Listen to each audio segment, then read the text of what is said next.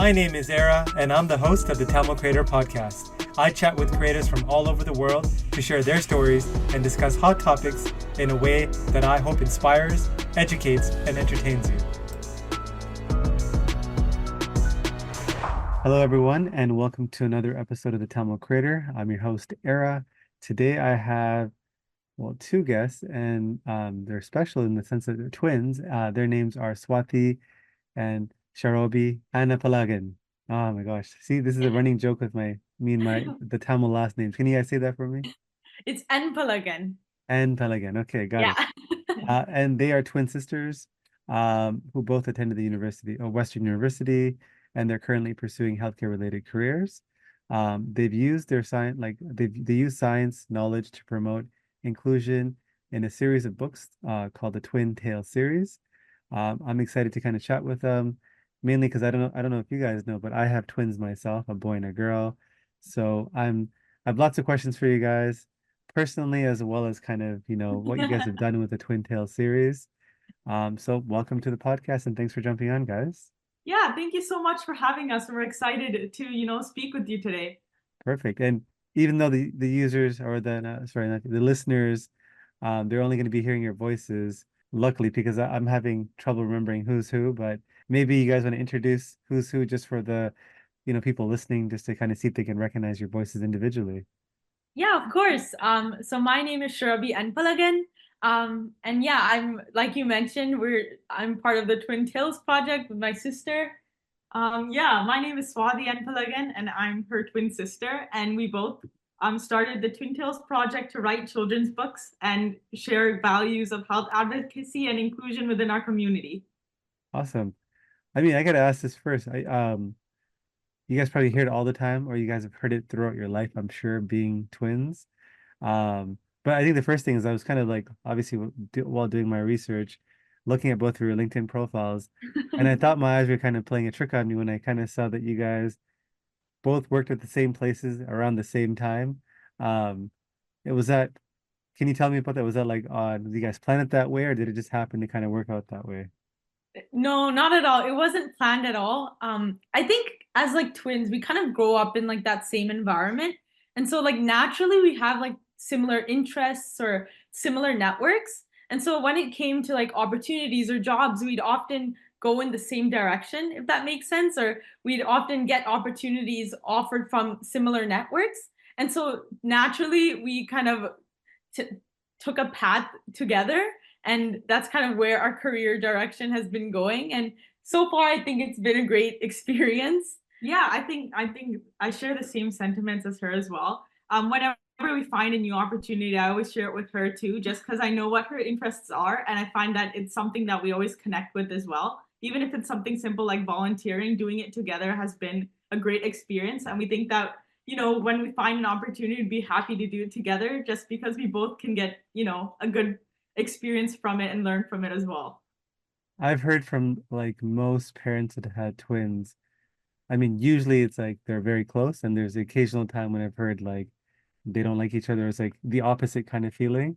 Are you guys kind of built-in best friends in a way because you guys Yeah, can... pretty much. I guess so. Okay. And do you guys have any other siblings as well? No, it's just us. So maybe that's why we get along pretty well. Ah, interesting. Okay, that's good to know. Yeah, so like for my kids, they're like the only two, like they're a boy and a girl. So, and you guys are identical twins, right? Yeah, after two, my parents were like, no, that's too much. So, Interesting. Okay, well, I mean, tell me about that as well, because for me, I'm curious because obviously you guys have picked a certain career path and you guys have kind of gone on to write these series of books. But I feel like there's always these formative, either when you're very young, like in your childhood, or like as you get older in your teenage years. Maybe talk about that and maybe how that kind of got you to where you guys are today in terms of both school/career, as well as kind of eventually, writing the Twin Tale series of books as well. yeah, well, I guess from our childhood, we grew up in a very large family, so we've always had people around us, and I guess that helped us in becoming, pretty social with people and getting along. Alongside that, I mean, as Tamil kids, we were very involved in extracurriculars from a young age. So we did all the classic, sorry about that. We did all the classic Bharatanatyam, Sangeetam, and all these sports when you're younger. So that helped us, get involved with the Tamil community, learn more about our culture. And I think in our childhood, that did help shape how we wanted to be when we grew older. Just seeing a lot of people in that community being involved, helping each other out. And so that just, motivated us to find a way for us to do the same when we grew older. Yeah, and I think just overall having that positive experience of being within that Eastern, I guess, collective culture a little bit, where we had a tight knit family. We were surrounded by our grandparents or our young cousins, and I think that really shaped the way that we navigate our careers or navigate the world. And I think that's something that I think of as very valuable in shaping what careers we decided to take on and the path that we want to take. Got it. And like when you say oh sorry, I should ask like which part of Toronto or like I guess Canada do you guys kind of grow up in? Yeah, we grew up in Brampton. So obviously a very multicultural area. We've had, I think it was really nice in terms of the opportunities we've had within our culture itself. There's a predominant Tamil community within Brampton, GTA, Mississauga as well. And so we were able to be exposed to all, like the arts. We went to Tamil class every week. We were able to connect with youth that were from our cultural identity. And so I think we've always been able to identify with that and really like learn about the rich heritage that we come from. I'll tell you a funny story about Tamil class. I went to Tamil class as well. It was like Saturday mornings at Woburn Junior, which is in Scarborough. You probably don't know that. But I was so bad at learning Tamil that it was me and my best friend at that time. We were the only two in the special part of the class where like we were like well behind in terms of learning Tamil. Like I love everything about Tamil culture, but thought it was just a funny story to share that like I guess I had no interest in learning the language because it was Saturday morning and like we went to sleep in. Oh We didn't yeah, want to for be sure. there. So it was like my way of protesting that I didn't want to be there and I got in Yeah, trouble for that. even the 247 letters makes it even harder. So I totally Exactly. get But that. it's a beautiful language once you have Oh interest yeah, and for later on you sure. learn.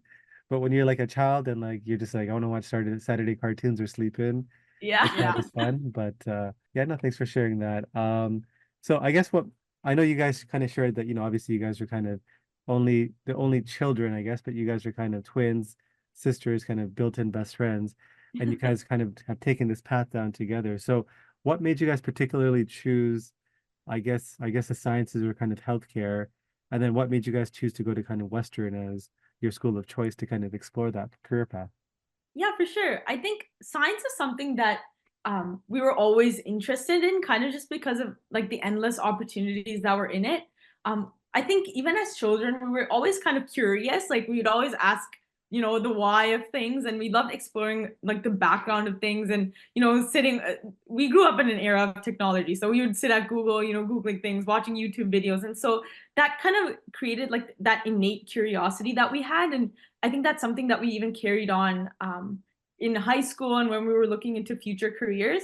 And science was something that we thought was the most open, honestly, because you could take any path within that, whether that be in healthcare or even like research or academia. And so we thought that just being in that environment is something that would help us leverage like a possible career path. And so when we were picking universities, for example, we had this interest in science, but a lot of our extracurriculars and our passions were in marketing and entrepreneurship. And so Western is specifically known for like the hard science research as well, but also the entrepreneurial community and the business community. And so we thought it would probably be like the best environment for us to get like that academic knowledge in science, which you always need a foundation for, but also take apart and be a part of extracurriculars in marketing or entrepreneurship, which is something that we had a passion for. Yeah, she pretty much explained it well. But just to add on, I think Western did provide us with the opportunity to, get to know more of ourselves and what we wanted to do in the future. It allowed us to seek research opportunities or even work with the business community there and learn more about entrepreneurship, which helped us leverage our own Twin Tails initiative and how we could outreach to our community or how we can build our product and better serve the community that we wanted to. I think actually Richard Ivey Business School is there, right? Yep. Yeah. Okay, yeah, it's a well-known school. Interesting. And this is like a random thought, but do you guys when you guys are talking, do you guys know what the other's like gonna say, or are you able to finish each other's sentences? I think so. Like because like we talk with each other all the time, so Like, I kind of know what she's gonna say, but I'll nudge her if I want her to stop so I could say something. got it. It's Okay, not good to twin know. telepathy.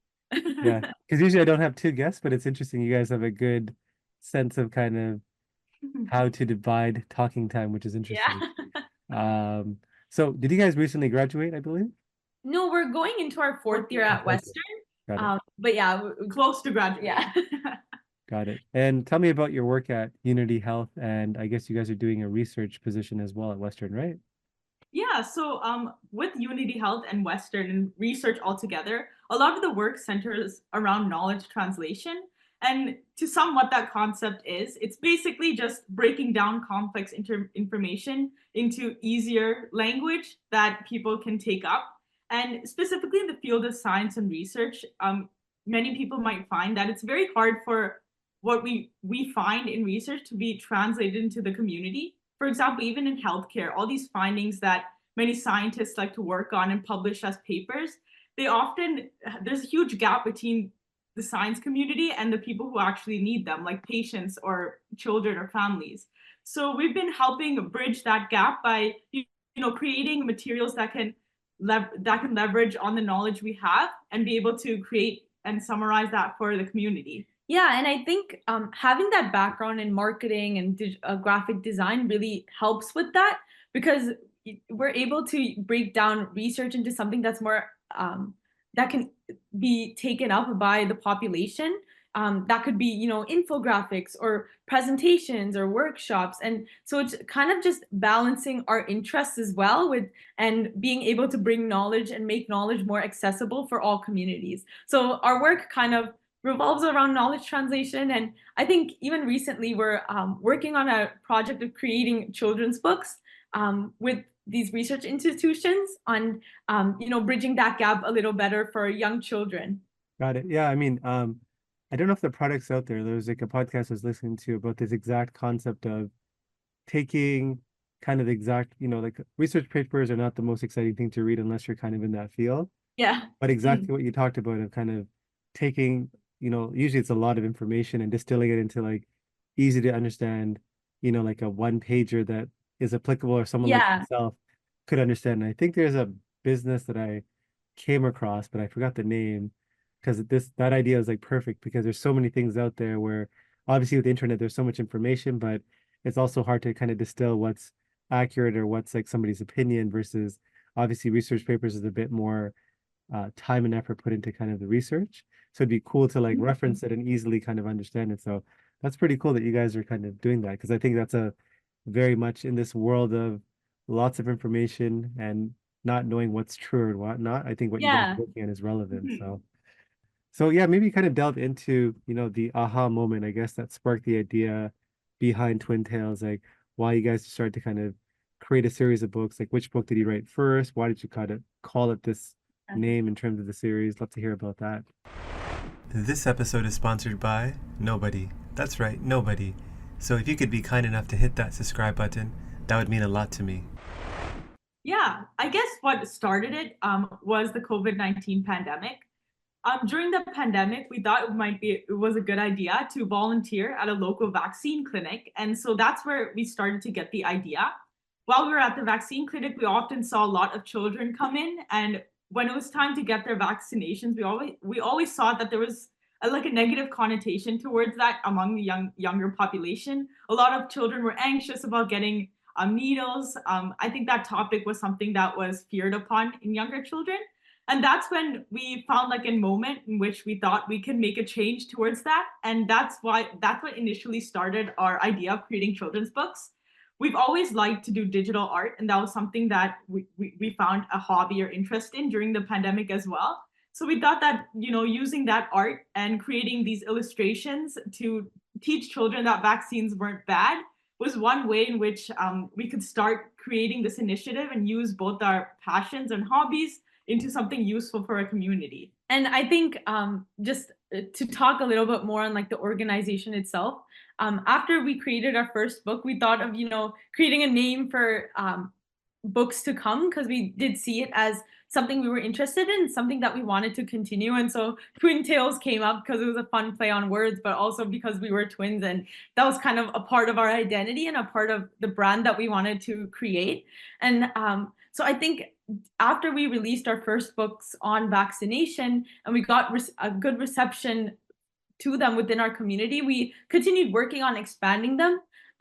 For example, like essential theme of all of our books is including culturally diverse characters, or characters with various disabilities or abilities. And so a lot of our books stem from the importance of inclusion and accessibility. And so we've slowly been integrating those types of ideas within them as well. And that's the direction that we're continuing to take. Got it. And I know you kind of made it seem like it's easy to kind of go from an idea to a book, but there's a lot of steps in between. So like, number one, like, how did you guys create, did you guys get any help, or like, how did you guys come up with the storyline?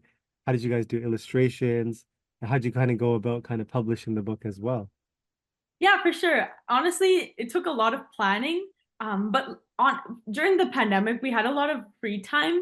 Everything was online, the world slowed down. And so that gave us some time to be alone with our thoughts and have some time to brainstorm and create ideas.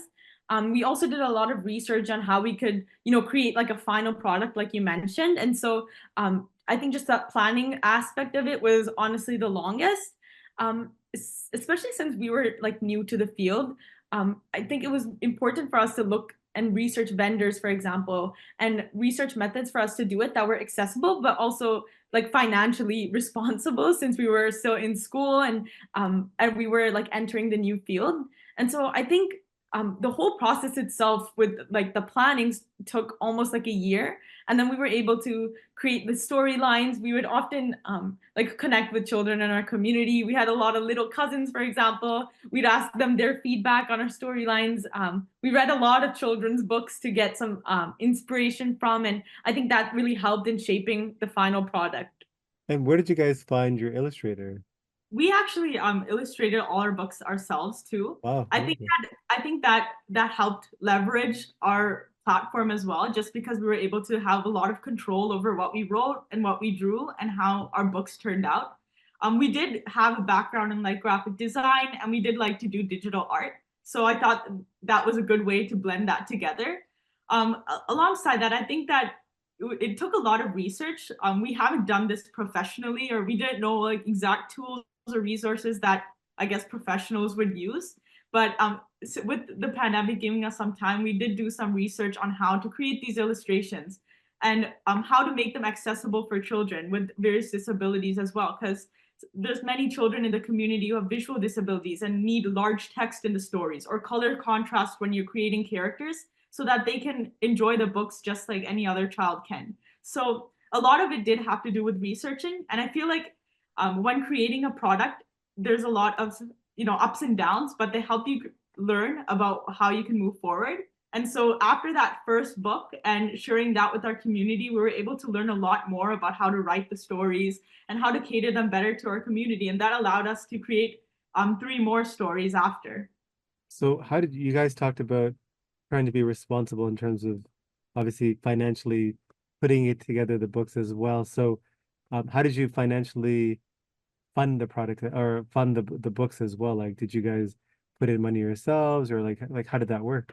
Yeah, I guess in terms of talking about the finances, a really important aspect that helped us was fundraising. We participated in a local pitch competition where we were able to get sufficient funds to, kickstart the whole project itself.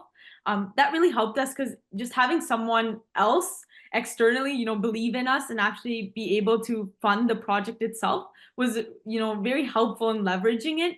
And that allowed us to get off our feet and actually get like a product that we could put out there on Amazon or on bookstores worldwide, but also, have in our hands as like a physical copy. And so that was really helpful in the financial aspect of it. And how long did it take from you guys had this idea during the pandemic to actually seeing the first book in your hand? Yeah, I would say it took about a year or two to actually have the final product. It did take a lot of editing and revising, going back to different stages, even if 2 steps forward and 1 step back.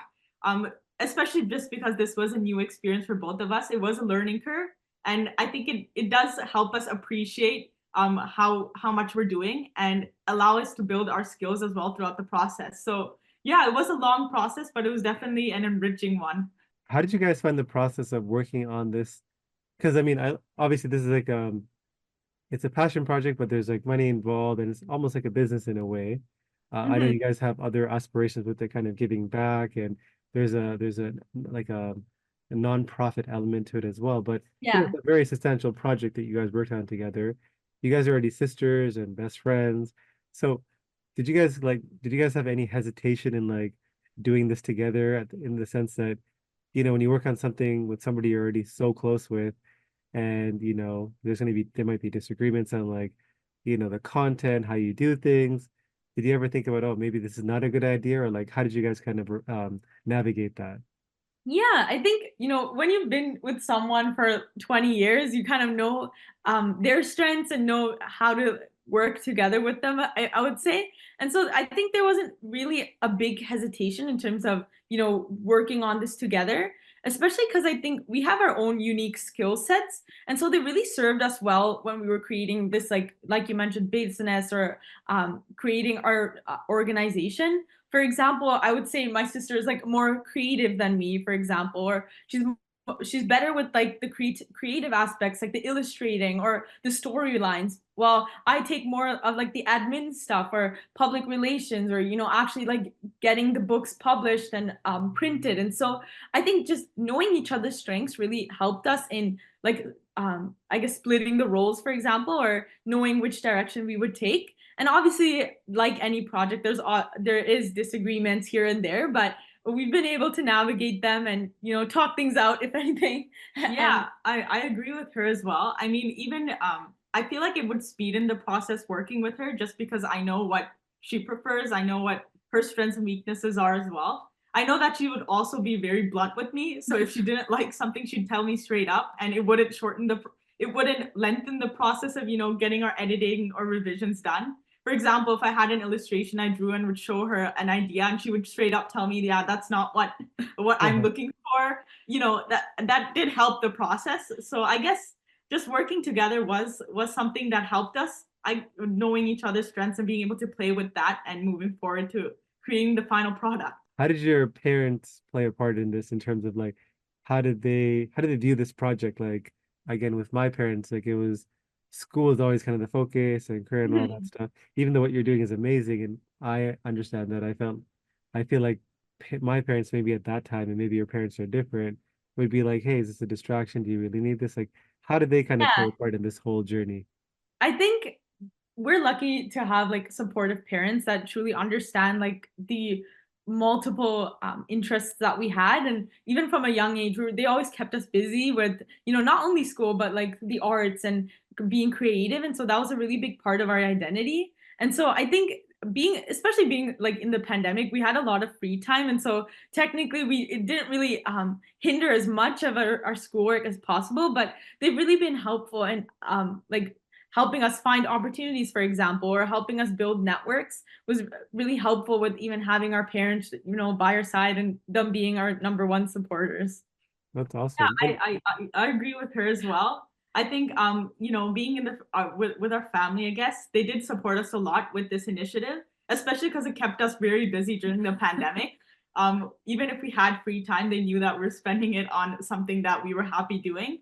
I think it also allowed them to, help us get back to our community as well. Like our parents to help us connect with teachers back in Sri Lanka so we could send our books to their schools and teach them about health advocacy and writing as well. So they did help us in this project, and we're grateful for how far we've been able to get with them. how did you guys get the word out initially, I guess, about your books? Like, was it just like straight word of mouth, social media? Like, what was that like? Yeah, we honestly, in the beginning, it was word of mouth, and we did leverage our own personal social media platforms. And seeing the success in that, we created our own social media presence and website for like the Twin Tails project in itself. And that really helped us in getting the word out. I think just leveraging those online platforms specifically, since it was during the pandemic, was really helpful in us connecting with, for example, teachers across Ontario who, were directly working with these children, or just other key stakeholders or key prominent members of our community. And so I think, to be honest, I think social media played the biggest role within that. But yeah. Yeah, I agree with her as well. I think leveraging our personal networks as well. Being in Western University, we were able to connect with other entrepreneurs in the business community or other science students who also shared similar passions and did different passion projects. So learning from them and being able to connect with them and see how they're able to evolve helped us learn more about how we could leverage that for our personal project as well. I think alongside that, just since from a young age, we've been very involved in the Tamil community. So having people in our cultural community also support us and being able to share stories with them was a great way to spread the word among our community. I guess when like the idea came into mind as you guys are, you guys are writing a book, or you guys have written books, and also you guys are kind of in the medical field and like technology. But I guess, what are your thoughts on like AI in terms of, is that something you're thinking of helping with kind of creating content in the future? Like, how are you seeing, or how do you think about AI kind of in the fact that you're in school right now, and what impact that will have in your career trajectory, or like your career path? Yeah, I'll take that one. I guess AI wasn't a huge thing right when we started our initiative. So unfortunately, we weren't able to get on the advantages of AI. But I definitely do think that AI is an amazing tool, as it can support many different things that we're doing.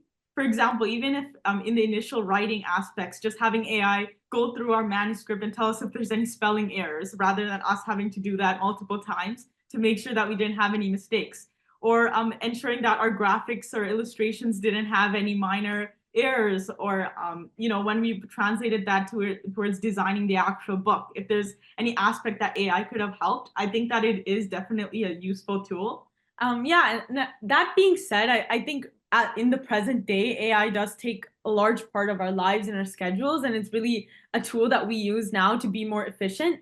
I think especially with content generation, we've also, done work in marketing, and AI has been really helpful in not only creating or giving, for example, ideas, but also have been helpful with like generating the content itself, whether that be a blog, for example, or if, for example, there's a hard, really difficult science literature paper that we want to break down, AI has been really helpful. And, we could just put that into ChatGPT and we can get some, summaries of that in lay language. And that's honestly helped us in terms of science, being science students, being able to understand literature, or like increase our scope and provide us, more time to focus on different aspects, like more creative things, or things that actually need like the human touch. And in school, is that something that schools actively kind of talk about, like how to leverage AI, or is that? Oh yeah.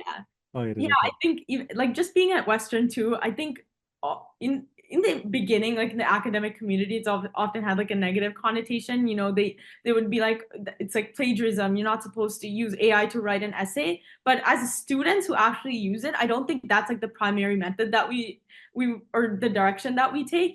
It's more helpful in, for example, writing an email, or creating a schedule for how you're going to study for an exam, or breaking down a difficult topic into something that's more simpler. And so it's just been something that's been there to supplement our learning, not, take over it. It's kind of like, for example, when Google was introduced, or when Word was introduced, there's often like this negative notion with it. But, as people began integrating within their lives, it's really helped with efficiency. And that's kind of how I see AI being incorporated within our lives and in the future as well. Yeah, I think there's definitely a balance that someone has to have with how they use AI. I know that AI is a great tool and it's a great resource to be able to streamline many processes, but you do have to be conscious of how much you do use of it.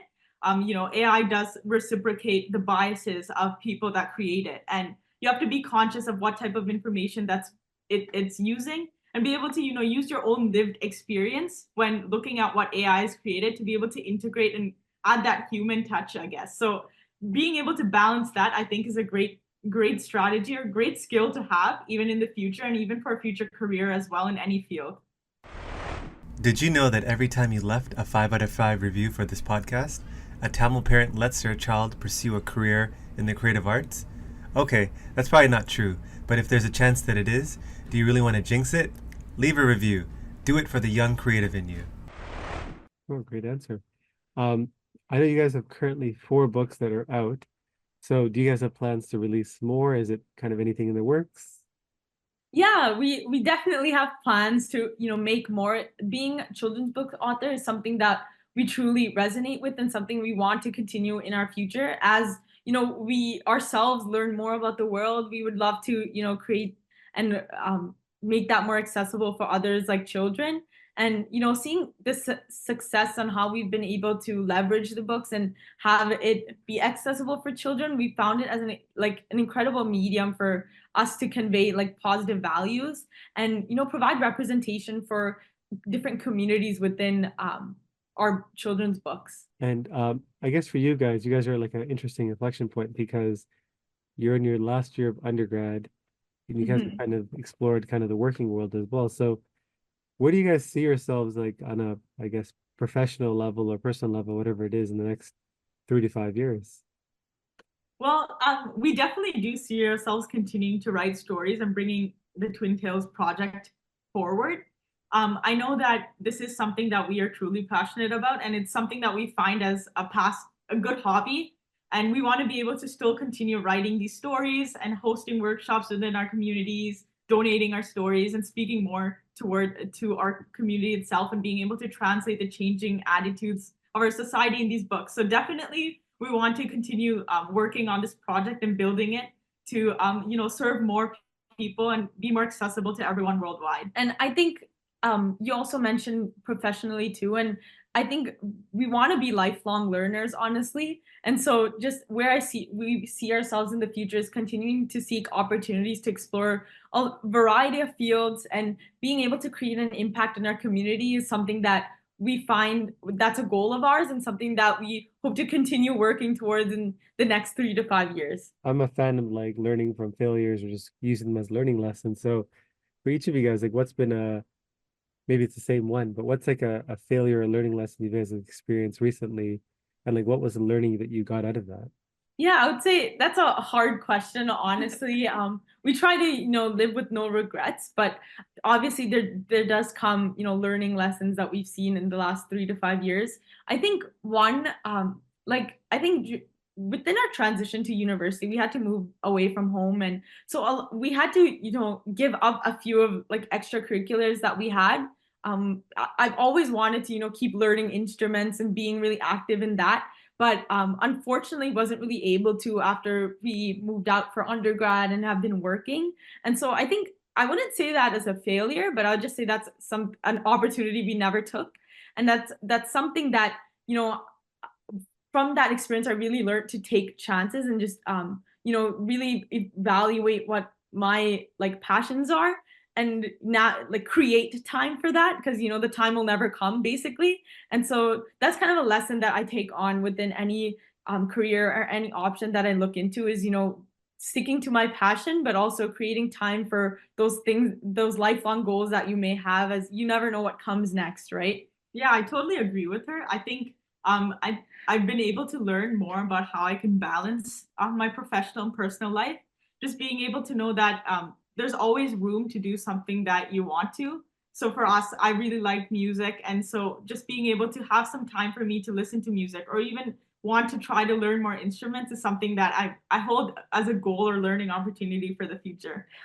I was going to ask you guys this next question, but I just realized because you guys are both 20 years old.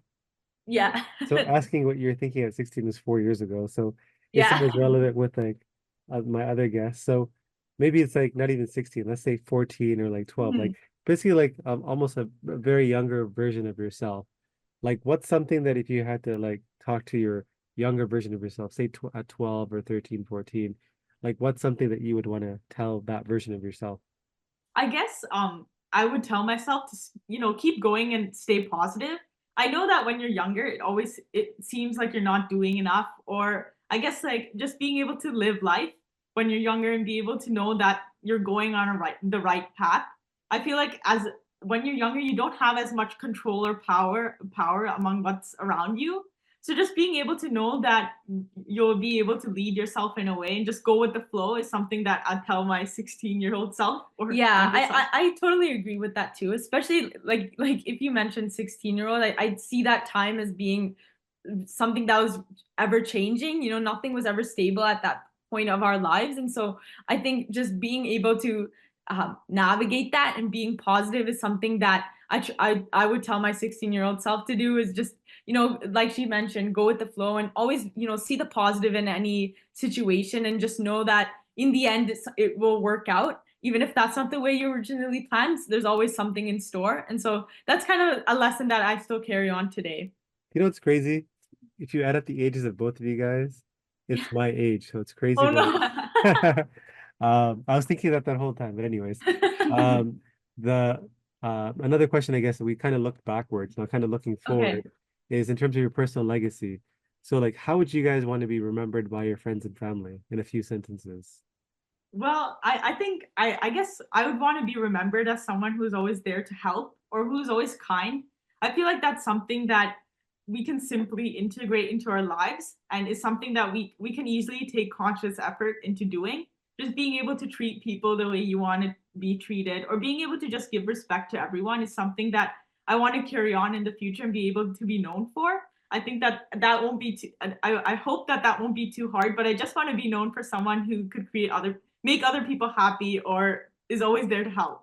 Yeah, and I totally agree with that. I think in terms of like a personal legacy, like you mentioned, I would want to just be known for something positive, you know, just someone who could make another person smile, or someone that created an impact within my community, even if it was small. I would want to be known as someone that, you know, was a lifelong learner and at least tried.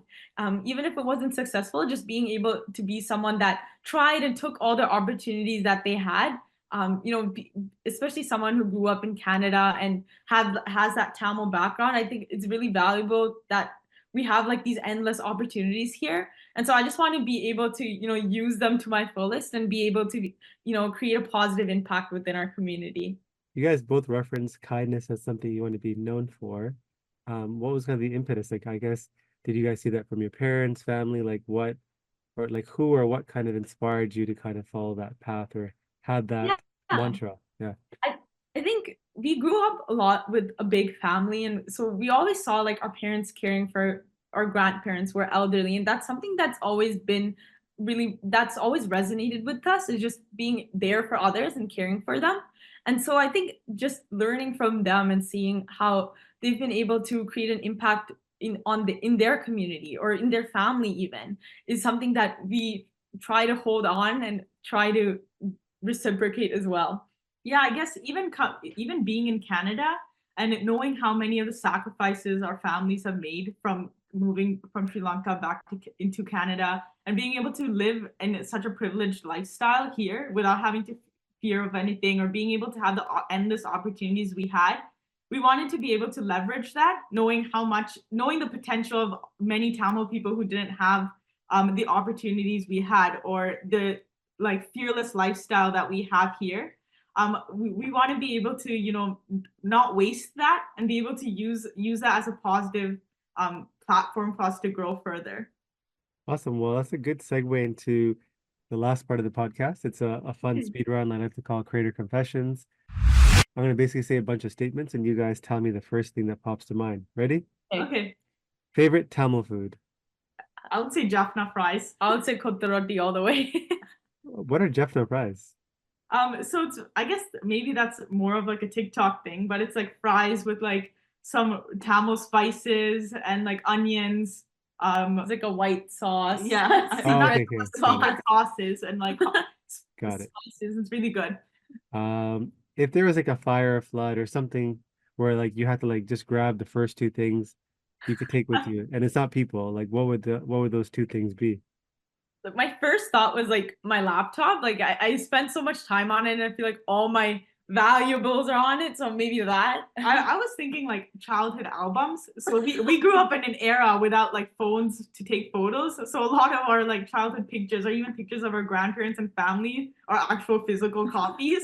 So I feel like if there was a fire or anything, those would probably be damaged or gone. So taking those maybe. Something that scares you. Oh, for me, it's heights. Oh, there's no way I'd go on roller coasters or anything like that. For me, it's insects. Like, I'm not a huge fan of spiders or anything that's crawling on the floor. What's an insecurity that you have? I think for me, like living an ordinary life, like not being able to use the opportunities I have is an insecurity. I guess, yeah, for me, maybe something like not doing enough. I want to be able to do so much and, be able to explore everything. So I guess that's an insecurity. Favorite TV show you're watching? I'm recently watching, I think it's like a Tamil web series. It's called Heartbeat. It's really interesting. It's fun to watch. I was gonna say Young Sheldon. I think it's a really like comedic, nice show to watch. Actually, I think Young Sheldon is probably better than Big Bang, but it's a good choice. A place you guys are itching to travel to?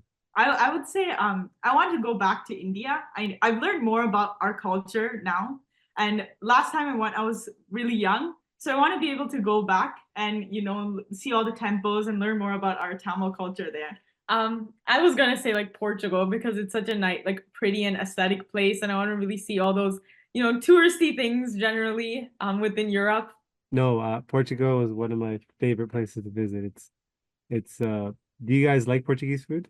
I don't know. I've never really tried anything. Honestly, like as soon as you said Portugal, the only thing that came to mind was like Ronaldo. So, Yeah, so they have really. I've seen so many people go there, and it's always so pretty. So I love like the architecture and seeing all those unique style, and so probably Portugal is my travel destination. There's a Portuguese dessert called Natesh, I think. It's like a tart. Oh, It's like you guys should try it. It's like really? you can Okay. eat like a whole box of it. It's like they're so good. A fellow Tamil creator that you guys want to give a shout out to.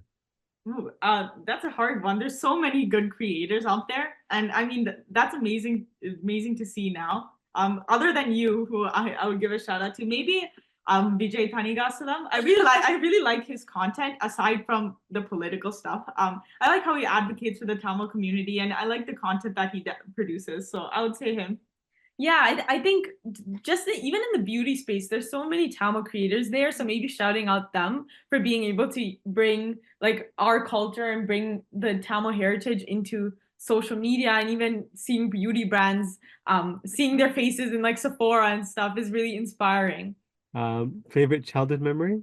I think it's hanging out with our grandparents and just being a part of a big family and doing things together is always fun. I would say watching like nice Tamil movies with our family. That's something we always like to do. So that's a good experience.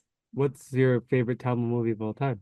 That's a hard one. I have a huge list, but I think definitely on the top there would be Padayappa. Oh, I was gonna say like Pabanasam. I love Kamal movies, and I love like the thriller type Tamil movies, so that one's on the top. Got it. I like Money. Like, do you guys know who Money Rodham is? Yeah, of course. I love all his movies. Oh yeah, I agree. And then obviously like I watched those movies or Rajinikanth movies, or the only Kamal Hassan movie was Indian, which was was a classic. Oh, yeah. So absolutely love that. Do you guys watch Autograph? Oh yeah. Yeah, that was a great movie too. Oh, yeah. What's your favorite like movie of all time? Like it could be Tamil. I mean, we already talked about Tamil, so maybe on the English side.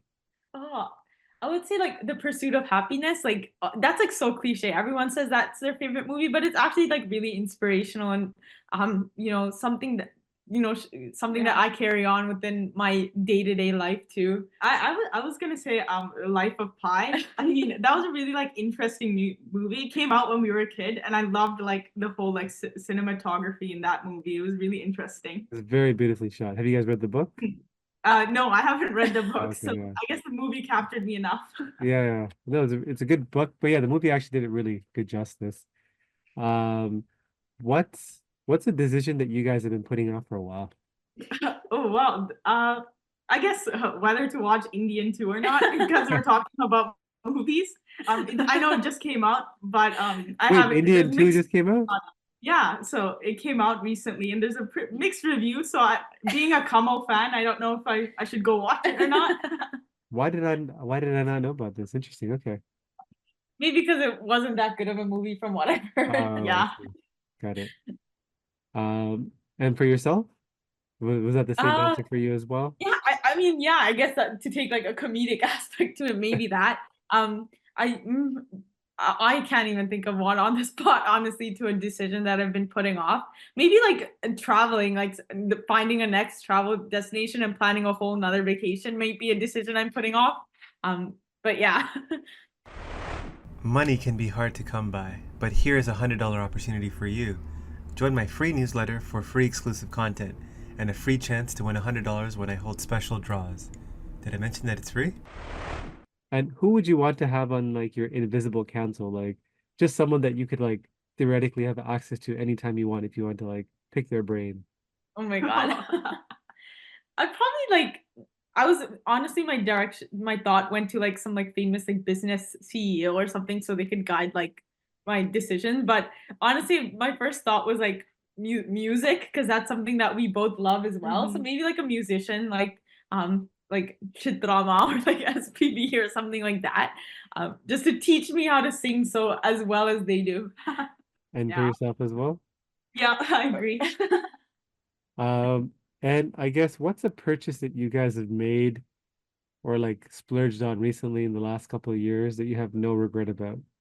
I was gonna say like our laptop because like we use it so much, but I think that's cliche. So I'll say like a Dyson Airwrap. It just speeds up like the process of doing your hair, especially if you have curly hair like us. I was gonna say like my phone. I use it all the time. I love to take pictures, so I guess that was a good splurge. Yeah. What's a pet peeve of yours?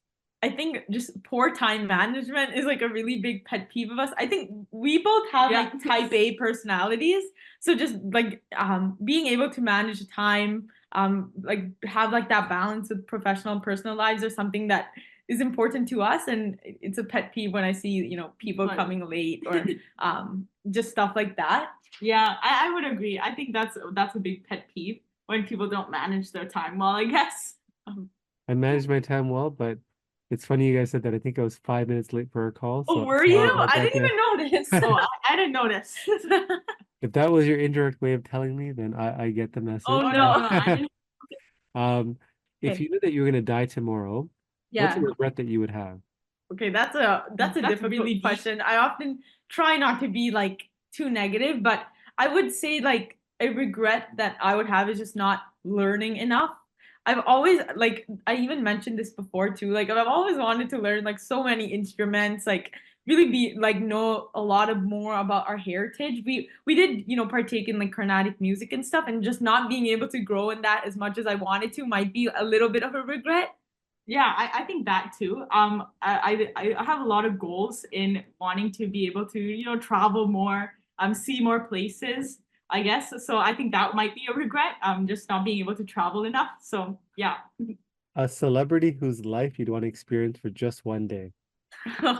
Oh wow. Maybe Rajinikanth. He's really famous. I like his movies. I guess maybe him. Just Yeah, seeing how I think me too. I honestly, this makes it sound like we're like cinema fanatics, but I think we are. We really love like watching movies and music. So maybe something in that industry. What's a book you read recently or a podcast or something that's had an impact on you? Yeah, I recently we read a book.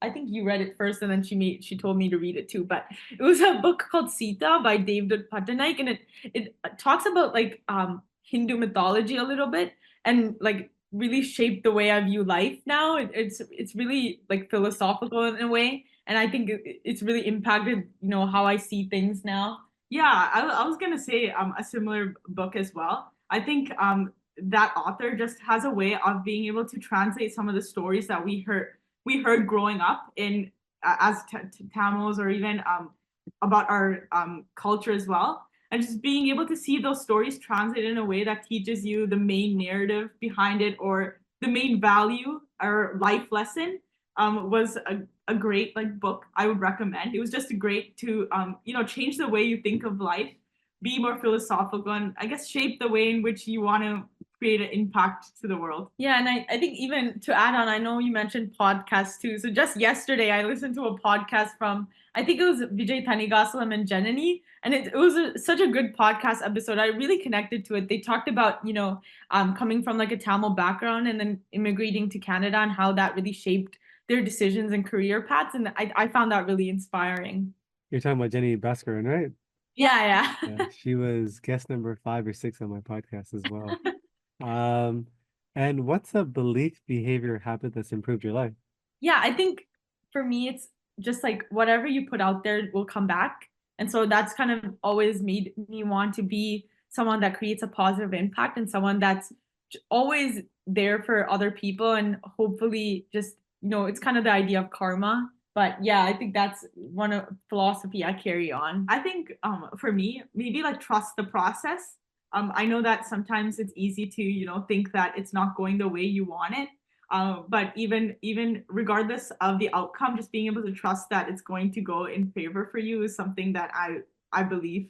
And finally, what's a piece of advice that you want to give to your fellow aspiring Tamil creators out there? I think it's just like always take the leap. It's always better to have tried and failed than regret not doing something.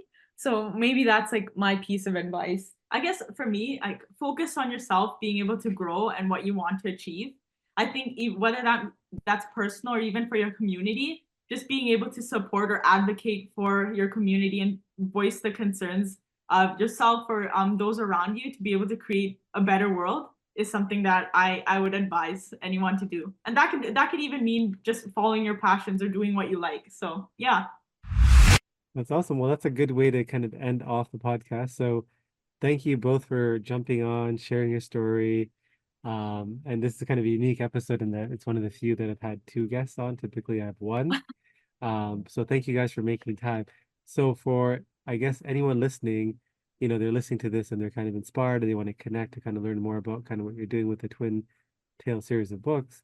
What's the best way for someone to reach out or connect with you? Yeah, we have our website, www.twintalesproject.com. So if anyone wants to access our books or see what we're doing with that, that's a great avenue to do so. We also, like you mentioned, have social media profiles, LinkedIn, Instagram, any method you could find us on, we'd be happy to connect with other people and chat about the lessons we've learned and help others reach that as well. Awesome. Well, thank you guys again. And for those of you listening, as always, appreciate you guys taking the time to listen, provide feedback, and look forward to the next episode.